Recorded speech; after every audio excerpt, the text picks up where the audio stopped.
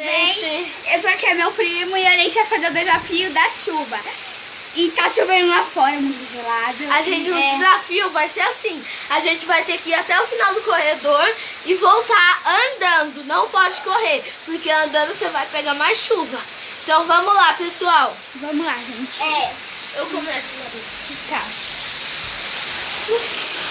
Ó, o corredor é esse, ó. Esse é o corredor e essa é a chuva, né? Tá muito forte. Tá um temporal. Pode contar pra eu começar. Vai, 1, 2, 3 e já! Dá licença, Lê. Nossa, é uma poça de água aqui. Agora é a minha é a vez.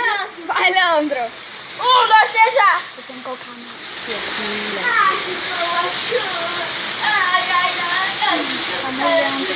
Ai, que Nossa, eu vou sair correndo. Ó, mas não pode correr. cadê a atenção? Outra cabeça! Agora é a Larissa, tá indo, vai voltar. Sai da frente, Leandro. Voltou. E esse é nosso vídeo, pessoal. Até mais.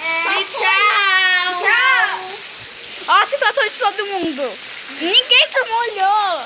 Ninguém se molhou, tá bom. Eu fico meia hora aqui. Vai, Leandro. Eu vou picotear aqui, ó.